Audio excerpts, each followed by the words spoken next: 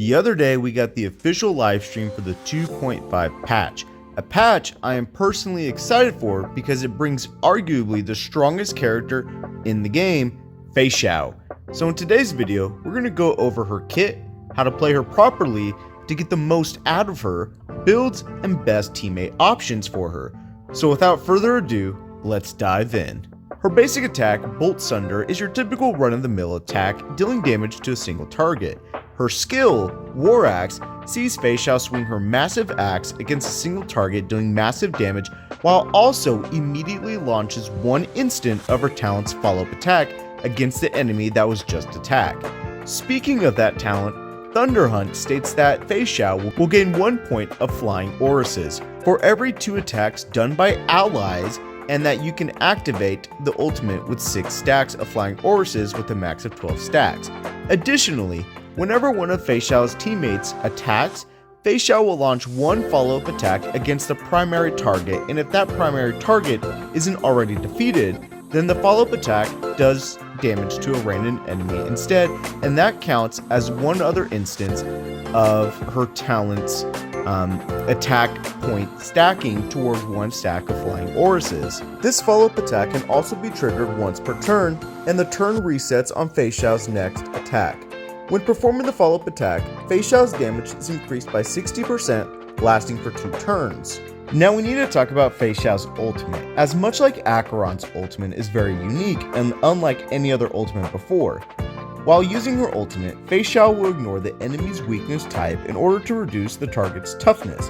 If the enemy's weakness isn't broken, Feixiao's weakness break efficiency increases by 100%. Now the real kicker of the ultimate, you have options to launch either version of her ultimate for a total of 6 hits, with your choices being either War Axe Skyward or Bolt Sunder Blitz.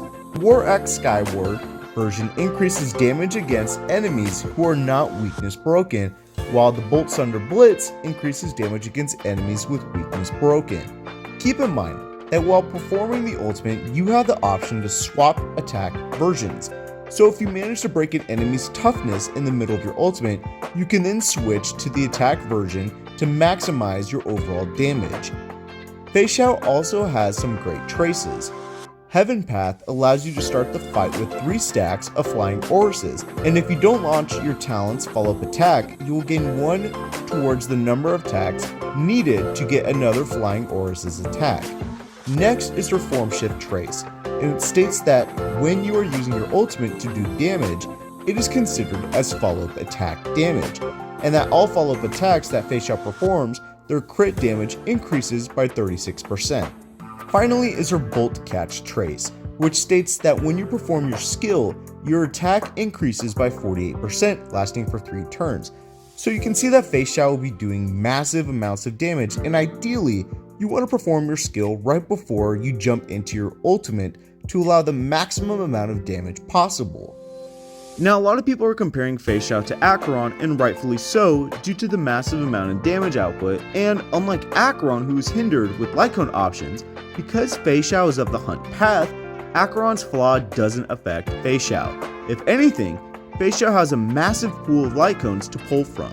First up is her signature, I Venture Forth to Hunt, as it provides a flat crit rate boost of 15 to 25%, and whenever you perform a follow-up attack, you get 1 stack of Lumen Flux, maxing at 2. With Lumen Flux, your ultimate will ignore 27 to 39% of the enemy's defense, and you lose 1 stack of Lumen Flux at the end of every turn. While other 5-star options, such as Baptism of Pure Thought and Cruising in the Stellar Sea, are good options, I think the second best 5-star option is Topaz's signature, Worrisome Blissful, as it provides 18 to 30% crit rate and also increases follow-up damage by 30 to 50%. And whenever you perform a follow-up attack, it will place the tamed state on the enemy, and when you attack an enemy with the tamed state, your crit damage increases by 12 to 20%. As previously mentioned, 4-star light cones will be good as well if you don't have any signature options. Final Victor and Return to Darkness are both fantastic choices, but when talking about Hunt characters, especially 4-star Lycone options, The most consensus and constantly used option is going to be swordplay. As with Feixiao, you always attack the same enemy, especially in regards to your ultimate. So that's why swordplay is honestly the best 4-star option. When it comes to your relic and ornament sets, you want sets that will benefit Feixiao to the maximum, and that means a lot of attack, crit rate, and crit damage.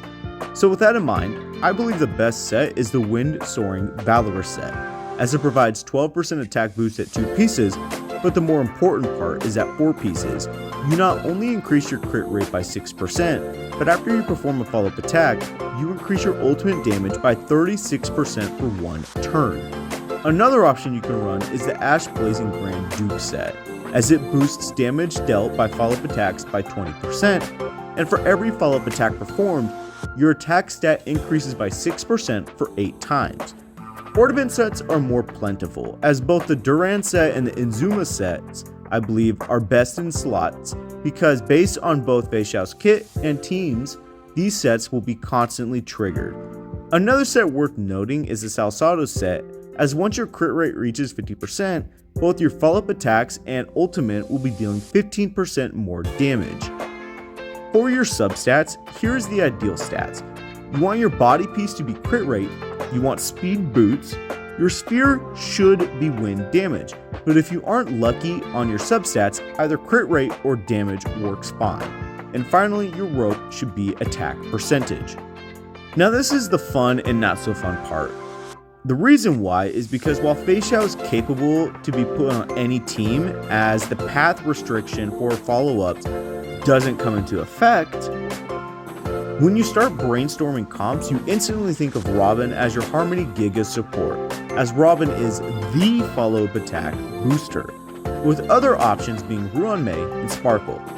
Next we jump to the sustain/preservation character, and again, the option that pops out based off of Feixiao's talent is Aventurine, because of the frequency that Feixiao will be launching follow-up attacks, and by doing so, Aventurine will be able to constantly have that shield up.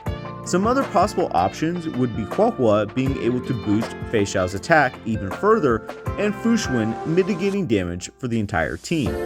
For your sub, DPS, or other support option, I think the best option honestly is going to be Topaz, being able to put the Proof of Debt debuff on the enemy, making them receive 50% more damage from follow-up attacks, kinda sealing her in that slot.